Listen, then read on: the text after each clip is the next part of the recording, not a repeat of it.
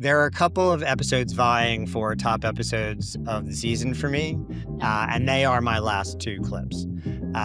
Interesting, because we've had some great guests and some good friends on too, and their feelings are definitely going to be hurt.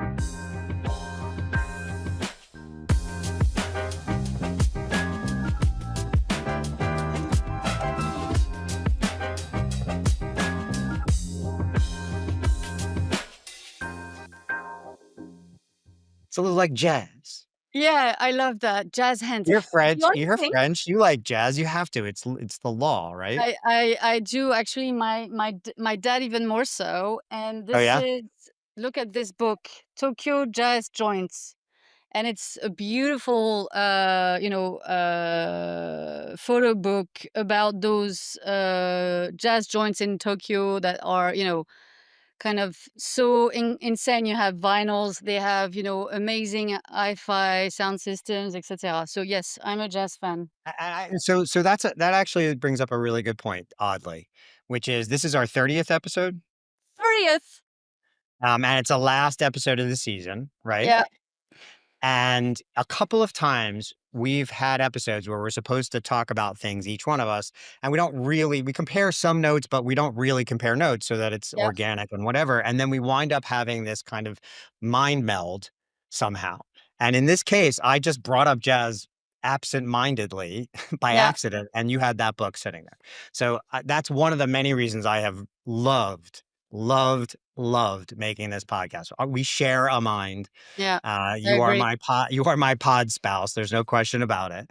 And so I've really enjoyed this ride. I hope you have as well. I absolutely. I think it's like one mind, which is kind of weird because we're very different.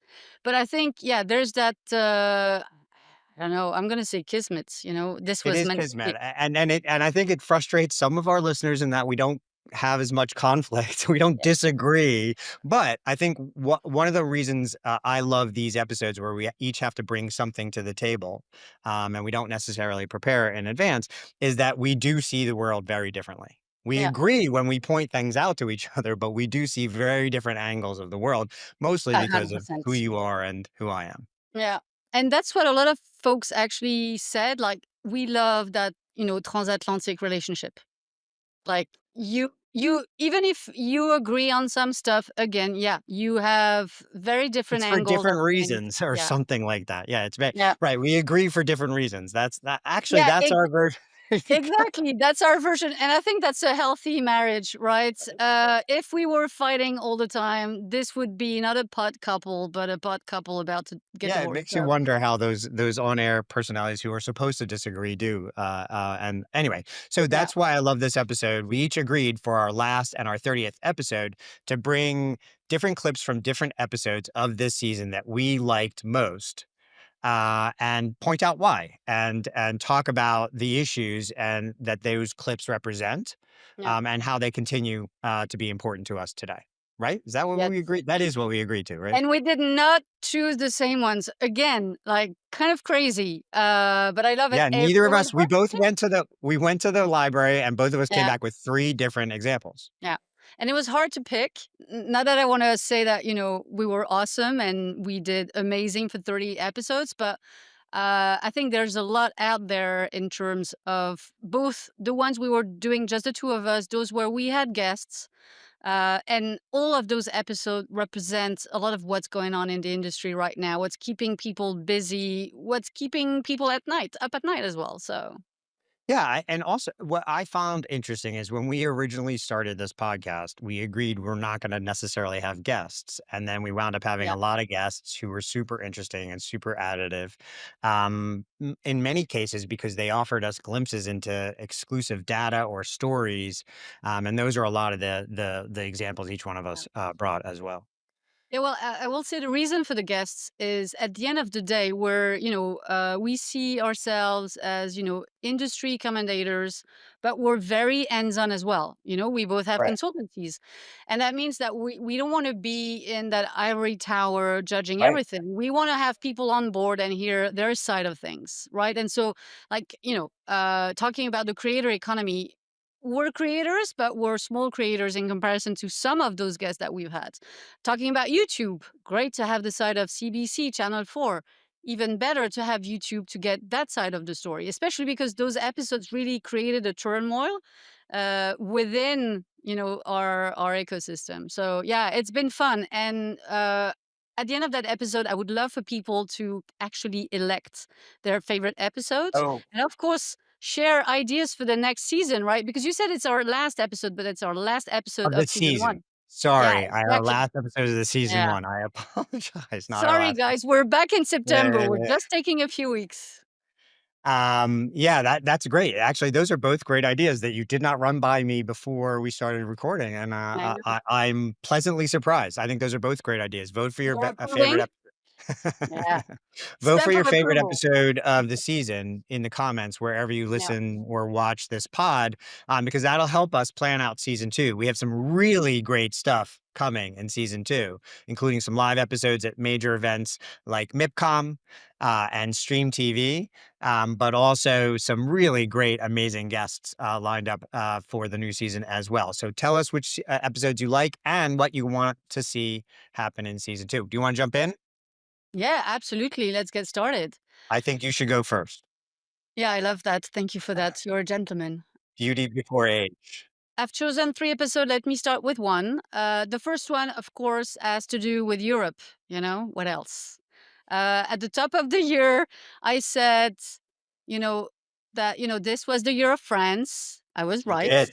A You lot did say happened that. on the French markets, right? So it's not part of that episode, but I think, of course, the deal between Netflix and TF1, Amazon Prime Video and France Télévisions, it's really showing that there's a lot of innovation in, the path forward for both podcasters and streamers in that market. And I think we're seeing also a lot of great stuff happening in other European markets, right? Germany with RTL and Sky. We spoke about the fact that there's some tech consolidation with Del Tartre and Endeavor streaming. So all of those things I think are quite fascinating. And it does show that what our guest said is that we really have something to do in Europe. There's something we can be known for. Yeah, you're right. You did make that prediction on I think it was the second episode. It was one of Yeah. the earlier episodes.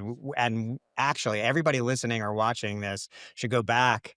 And we should have done that before this episode. But look back at those predictions and which one we got right and which ones we got wrong. This one you knocked out of the fucking park. Seriously. You said that France was the country to watch for innovation in television this year. Yeah. You said some form of those words.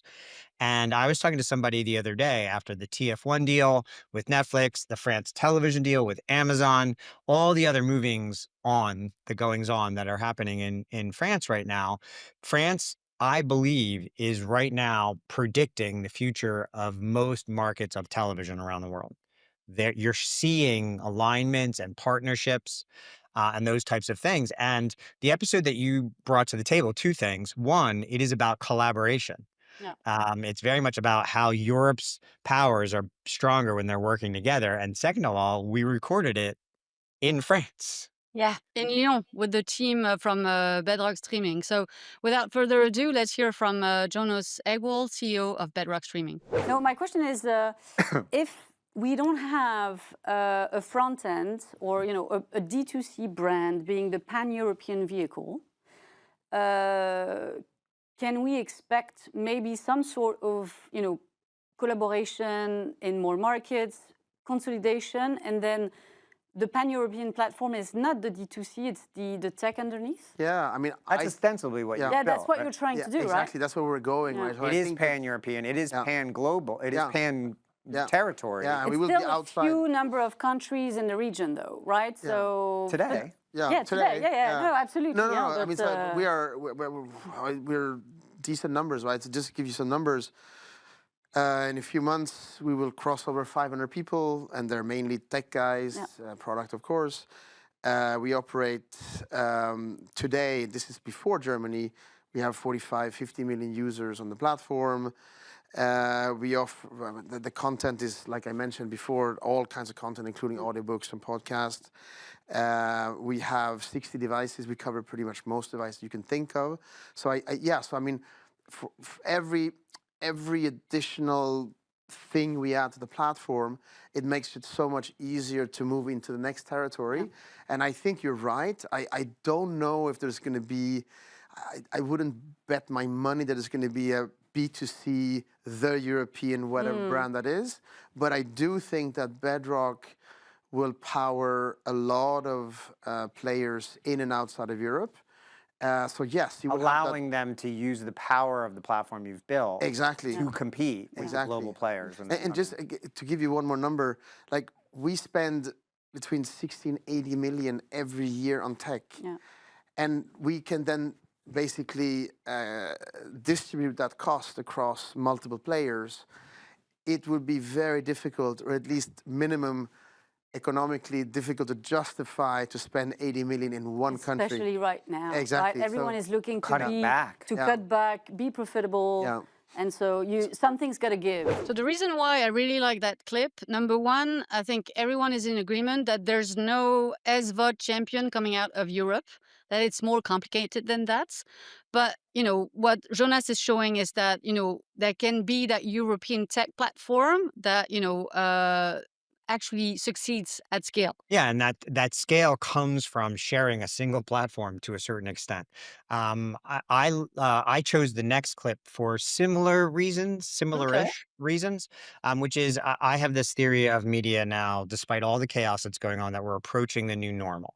That deals like France Television and Amazon and TF1 and Netflix and Bedrock being kind of the center of a consortium of platform is settling into the new normal. And one of those things that you're obsessed with is bundling.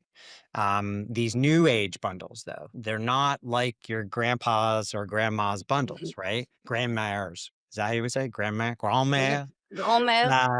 Bundles, because it's not necessarily video and broadband, although that is happening often. Increasingly often, it's mobile telephony. With video and other streaming entertainment like music and gaming, et cetera, But there are some odd, weird, new leading candidates like retail, and they're including some really interesting new items into bundles, especially for Generation Z. This clip with Anil, who founded Bango with some other folks, is really illuminating on that. Yeah, I think that's why you see retailer pop so high up in the data is because of Amazon in particular. They are one of the biggest bundlers of choice on the planet. Yeah. And I think I would agree with you. I think people probably answer those questions thinking, where do I spend my time when I'm online? And for a certain audience, particularly a younger audience, that will be, I spend a lot of my time in a social media environment, whether that's YouTube or Snapchat or wherever it might be. Therefore, if I was going to go somewhere, you just check in and just see what's happening in my world, including my subscription spending, that might be a good place to go. Now, you make a very valid point, and one of the reasons why Amazon in particular, and potentially Apple in future, would be good subscription aggregators is because they've got that on-file payment method. So everything's all integrated all into one place, and that's, again, Bango research repeatedly shows that that's a big ask for consumers. However, again, this research says that amongst the 25 to, remember this now, 25 to 34-year-old age group, over 20% of those people are paying for a paid subscription to a social media application. Closer, I think it was 27%. Yeah. 20, you got it. Yeah. So that's starting to appear now, again, in a way that we may not have seen 18 months ago, or certainly not 24 months ago. So it could be that those apps are starting to find a place now in engaging consumers as being, spending habit, a billing relationship critically. So they could be positioned. Of course, you mentioned, both of you have mentioned about thinking about outside of the United States. If we go to China in particular, but other parts of Asia, you'll see that Korea, Japan, you'll see that app, social app, which has got the payment method on file and multiple services coming off it. So it's an interesting space to watch. Those are super apps, right, that you see in Africa, in Asia. It's not so common, actually, in Europe nor in the US. Well, what's Amazon. interesting, I think Amazon is the closest you get to a super app, and maybe Apple to a certain extent. But Anil, I wanted to ask you, in terms of this vending machine that we actually see in the background, we're assuming it's not, an M&M's vending machine that you have there. Not yet. Historically, you focused on getting content-related subscriptions, correct? Have you had to expand that world to, other verticals? And so, of course, gaming, lifestyles, anything essentially that, would make sense as a subscription. Did you do that?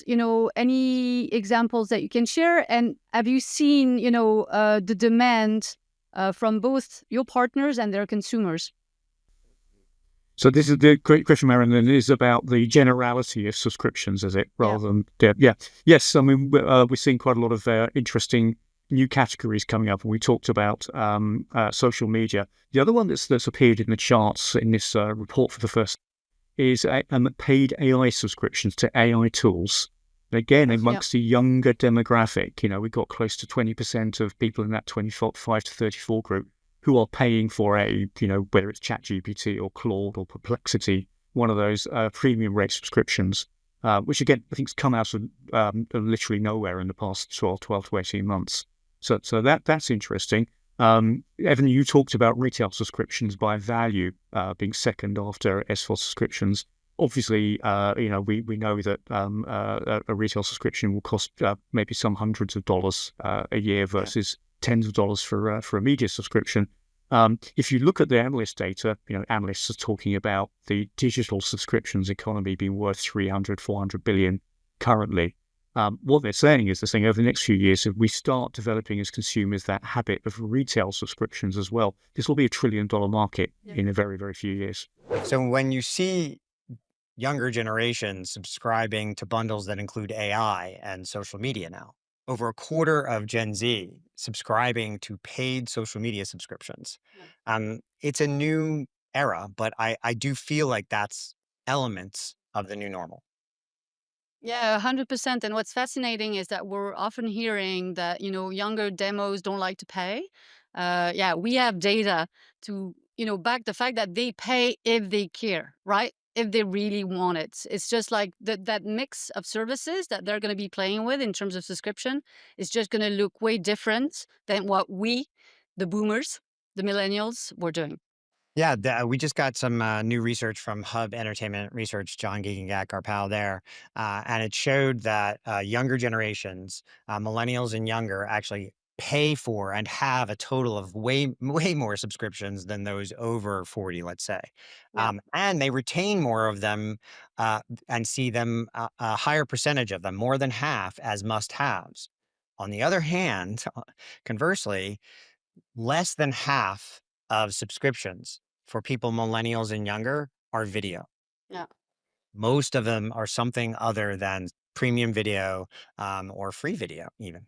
So my next clip is about content discovery, because if there's one thing that has to be fixed in this business, this is fixing content discovery. We're spending way too much time looking for content. This is a reason for people to actually just abandon and go do something else. So I think at a time where attention is so tricky, it is the one thing that, the industry should focus on. And so our guest, Kay from Swipe Finder, it's actually a technology that is here to fix content discovery, is sharing an amazing stat with us. And so that's why I chose that clip. So my advertising background, I always wanted to make kind of ads being kind of useful and kind of something that people could actually find, enjoying, not just kind of, irritating and in the way of the actual content. And we saw this really important problem that happens in most people's lives, trying to find something to watch every night. It's like we've all been there, right? Like you probably have been like, okay, oh God, again, I need to find something. And research actually says like 10 and a half minutes of kind of finding for each show on broadcast channels. It's up to 10 and a half minutes? It's up to 20 minutes on streaming services. No. Wow. And 20% also abandon and do something else because their window of opportunity to watch is just decreasing, and they're like, I'm not going to do this. They do something else. So it was that problem that we really kind of wanted to solve. I think one of the elements of the internet society is we've given people access to all information and all ideas on the planet Earth on these devices that they can fit into their Yeah. pocket. But the result of that is we've created this, paralyzing paradox of choice. And that's Yes. really what you're looking to cure. Yeah, because like even if you want to type in something in a search engine, like or like an AI, you need to form the prompt. It's actually a mentally taxing thing to start doing that. But just reacting to a video, yes, no, maybe I cooked that, or I seen that, I've been there.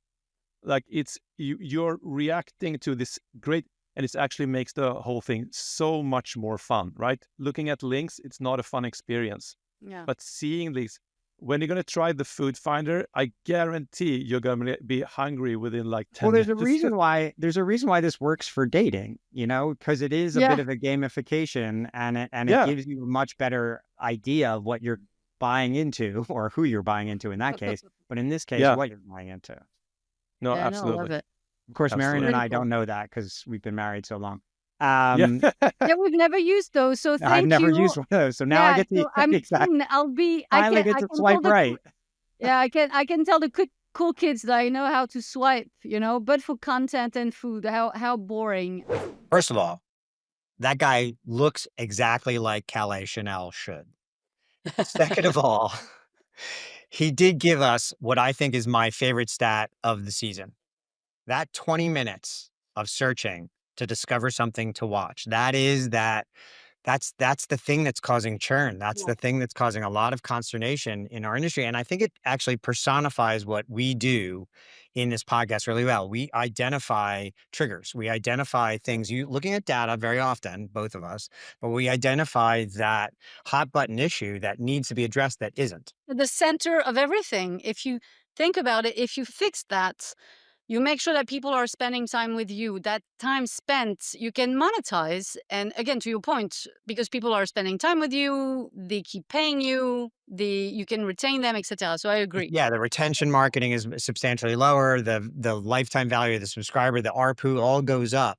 And I think everybody agrees with you. And we both have written about this a lot, but this is a very hot button issue for you, that this is the crucial thing to solve, because the reaction to that episode in the comments on LinkedIn and on my Substack were substantial. Everybody said, this is it, you're right. And I think it seems obvious when you zoom out, but we often, as an industry, ignore the obvious sitting right in Yeah. front of us. Well, I think people know, but they don't want to fix it. I think that's where Fear the of debate. finding out. Fear of finding out. I think people don't want to fix that. They don't want to fix that problem because, and I will say, Why? And especially, why though? well, I'm thinking anyone who's operating a platform, and I'm thinking CTV, pay TV, etc. They want to increase the dwell time because that's a moment that they can monetize. But I think, like cholesterol, there's good dwell time and there's bad dwell time, right? Yeah. Like there's good dwell time, which is I'm scanning stuff that I know I want to watch and I just can't choose which one.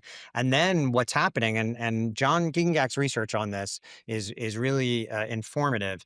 One of the main reasons that people cancel, price is creeping up, and that's increasingly, that's going to be a thing that causes people to cancel Netflix. But ultimately, right now, one of the biggest reasons people cancel premium SVOD is I think I finished watching it. Which they haven't, because those There's no libraries are way. very It's impossible, right? So like that is the puzzle. And if you make the search entertaining and you shorten the search and you make it, frankly, one of the major reasons why I think YouTube has been so successful on television is the radical personalization. It's always serving me something I want to watch, whereas these other services just are not. All right, so that goes to my next clip, right? So what's next? Surprise me. My next clip. Okay, so there are a couple of episodes vying for top episodes of the season for me, and they are my last two clips. Interesting, because we've had some great guests and some good friends on too, and their feelings are definitely going to be hurt by them not being included in the last two episodes. We had to make a decison. Yeah, Yeah, we had a choice.